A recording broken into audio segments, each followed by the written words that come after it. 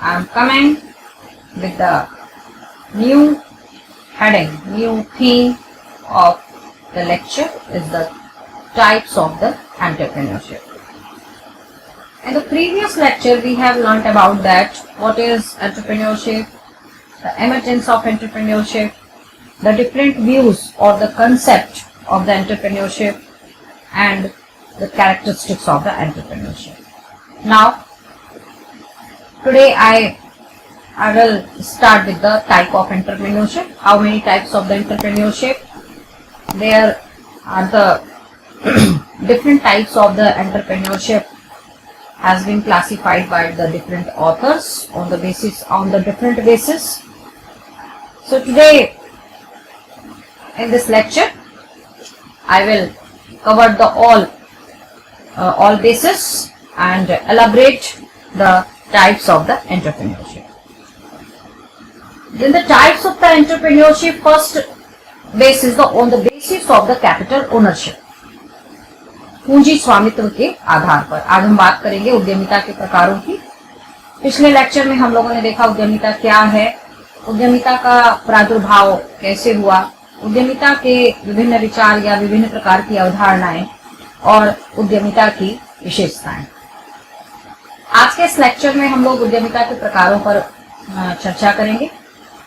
तो सबसे पहला जो प्रकार है टाइप्स ऑफ द एंटरप्रेन्योरशिप में, on the basis of the capital ownership, पूंजी स्वामित्व के आधार। The classification of the entrepreneurship on the basis of capital ownership is divided in the four category. First is the private entrepreneurship, निजी उद्यमिता. The second, public entrepreneurship, लोक उद्यमिता. Third, joint entrepreneurship, संयुक्त उद्यमिता. And the fourth is the cooperative entrepreneurship, सहकारी उद्यमिता. These are the four types of the entrepreneurship on the basis of the capital ownership, पूंजी स्वामित्व के आधार पर. Now here the question is arise, what is the characteristics of the, what is the feature of the private entrepreneurship? How can we understand that this type of the entrepreneurship is private or this type of entrepreneurship is the public or the joint or the cooperative? It is very simple. Few characteristics which are giving a clue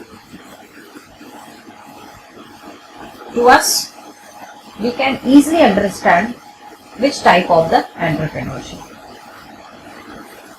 Under the private entrepreneurship, निजी उद्यमिता में, it is started with the limited capital. इसे सीमित पूंजी से शुरू किया जा सकता है. The first feature, all responsibilities regarding loss or the profit bear by the owner. जिस व्यक्ति ने उद्यमिता को शुरू किया है वही उस व्यवसाय के लाभ या हानि के जोखिम को वहन करता है. The third is the feature under the private entrepreneurship is a person who is single decision maker, programmer and strategy maker. एक ही व्यक्ति होगा जो निर्णय लेगा, जो प्रोग्राम को बनाएगा या प्लानिंग करेगा, प्लानर होगा या रणनीति को बनाने वाला होगा. And the fourth is the individual profit earning tendency. Individual profit earning tendency का मतलब सीधा सा हुआ कि जहां पर उद्यमिता में जिस व्यक्ति ने व्यवसाय को प्रारंभ किया वही उसके लाभ का भोग भी करता है. तो ये चार ऐसे पर्टिकुलर कैरेक्टर्स या फीचर्स हैं जिनसे हम प्राइवेट एंटरप्रेन्योरशिप या निजी उद्यमिता को बड़ी आसानी से पहचान सकते हैं. The second type is the public entrepreneurship, लोक उद्यमिता या सार्वजनिक उद्यमिता. As per the name it is very clear. सार्वजनिक means the ownership, control and the decision making all has been made by the government. So when government start any venture for public welfare, here the two things is very important. First is the starts any venture by the government, and the venture is for the starts for the public welfare. The first motive is the public welfare, social welfare. उद्यमिता जिसे सरकार के द्वारा प्रारंभ किया गया हो और ये सामाजिक कल्याण के लिए है. All decisions, planning, programs, policies and risk bear by the government. Public entrepreneurship में डिसीजन मेकिंग, निर्णय प्रक्रिया, प्लानिंग नियोजन की प्रक्रिया या प्रोग्राम कार्यक्रम को बनाने की या नीतियों को बनाने की प्रक्रिया, साथ ही साथ में जोखिम को वहन करने की जो स्थिति होती है वो सरकार के ऊपर होती है. As per these terms, we can easily give the features to public entrepreneurship. First, all policies are made by the government. All decisions are taken by the government. Large size of the capital and large production. Advanced technology is used by the public sector in the venture. More emphasis on the public welfare and uninterrupted supply of goods and services to customers or the consumers.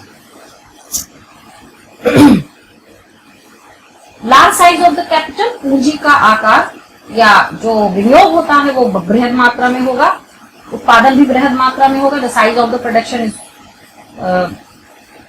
large.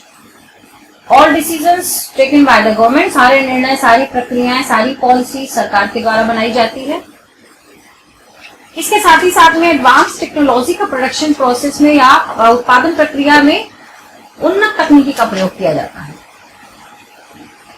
और इसमें जैसे मैंने पहले भी कहा कि government के जो भी एंटरप्राइज होते हैं या जो भी उद्यम होते हैं उनमें सार्वजनिक हित की बात पहले की जाती है, उसके बाद प्रॉफिट उसका मोटिव रहता है. तो more emphasize on the public welfare. और लास्ट में जो है uninterrupted supply of the goods and services to the consumer at the reasonable price. उचित मूल्यों पे वस्तुओं और सेवाओं की निर्बाध आपूर्ति. These are the features of the public entrepreneurship. The next is the joint entrepreneurship. It is a combination of the private and government ownership. ये निजी और सार्वजनिक उद्यमिता का मिला जुला रूप होता है, जहां पर निजी उद्यमिता और सार्वजनिक उद्यमिता मिलकर काम करती है. It is started by private and the government sector jointly and invested money also. दोनों मिलकर शुरुआत करते हैं इस तरह के उद्यम की, और साथ ही साथ में इन्वेस्टमेंट, जो फंड का इन्वेस्टमेंट होता है वो भी दोनों करते हैं. इसीलिए इसको हम लोग संयुक्त उद्यमिता या ज्वाइंट एंटरप्रेन्योरशिप कहते हैं. What are the features? The first feature is the government is more effective in comparison to public sector. In comparison to private sector. निजी क्षेत्र की तुलना में सरकार ज्यादा प्रभावशील होती है. The main motive is to control the centralization. Control over the centralization. इस तरह की उद्यमिता के पीछे होता है केंद्रीकरण की प्रवृत्ति पर रोक लगाना. किसी एक पर्टिकुलर सेक्टर के हाथ में ही सब कुछ ना रहे. डिसेंट्रलाइजेशन पॉलिसी के तहत या डिसेंट्रलाइज करने के लिए ही ज्वाइंट वेंचर को स्टार्ट किया जाता है. डिसेंट्रलाइजेशन का मतलब एक ही क्षेत्र में एक ही व्यक्ति का या तो प्राइवेट सेक्टर का ही वर्चस्व हो या फिर निजी क्षेत्र का वर्चस्व हो, ऐसा नहीं होना चाहिए.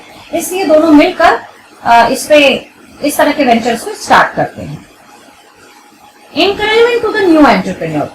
It is a very important character or the feature of the joint entrepreneurship. नए उद्यमियों को इससे बहुत प्रोत्साहन मिलता है, क्योंकि पूरा इन्वेस्टमेंट उन्हें खुद नहीं करना है, रिस्क भी पूरा बेयर नहीं करना है. इसमें दोनों मिलकर जब काम करते हैं तो जो रिस्क बियरिंग या अनसर्टेनिटी की सिचुएशन होती है वो भी बढ़ जाती है. Then industrial development and helpful in achieving the goal of industrialisation. औद्योगिकरण का सरकार का जो एक उद्देश्य होता है या एक जो मिशन कि इंडस्ट्रियलाइजेशन पॉलिसी, इंडस्ट्रियलाइजेशन को मोबिलाइज करना है, इसको डायनेमिक बनाना है, इसको एक्सेलरेट करना है, तो ऐसी कंडीशन में ज्वाइंट एंटरप्रेन्योरशिप काफी बेनिफिशियल होती है, काफी लाभदायक होती है.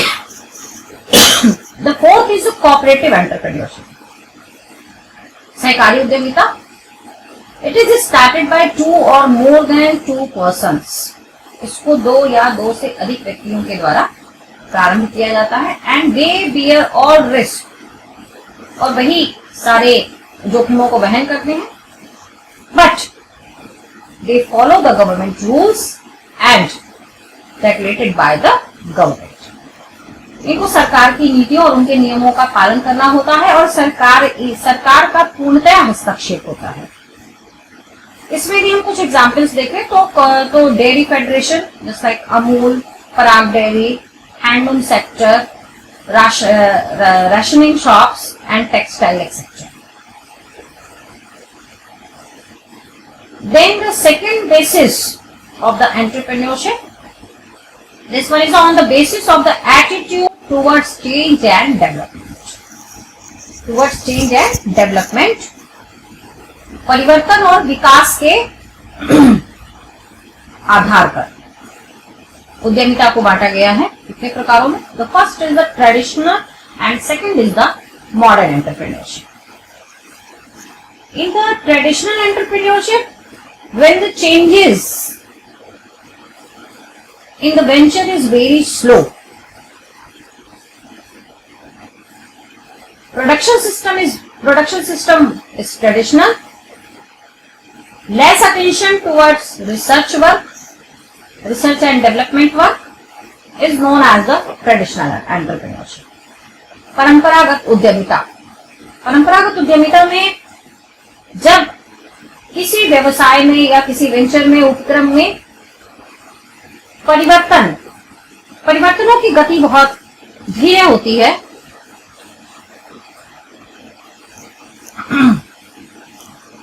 इसके साथ ही साथ में उत्पादन के जो तरीके होते हैं वो परंपरागत होते हैं. परंपरागत तरीकों से ही उत्पादन किया जाता है. Generally the production method is based on the is less based on the machines. Most of the function has been done in traditional entrepreneurship by self. इसमें मशीनों का उपयोग उत्पादन में कम, जबकि जो ग्रुप काम करता है या जो लोग इसमें काम करते हैं वो खुद से ही वस्तुओं को बनाते हैं या सेवाओं को बनाते हैं. Click on the subscribe button to subscribe this channel. Press the bell icon to get notifications. Like and share this video. Thank you.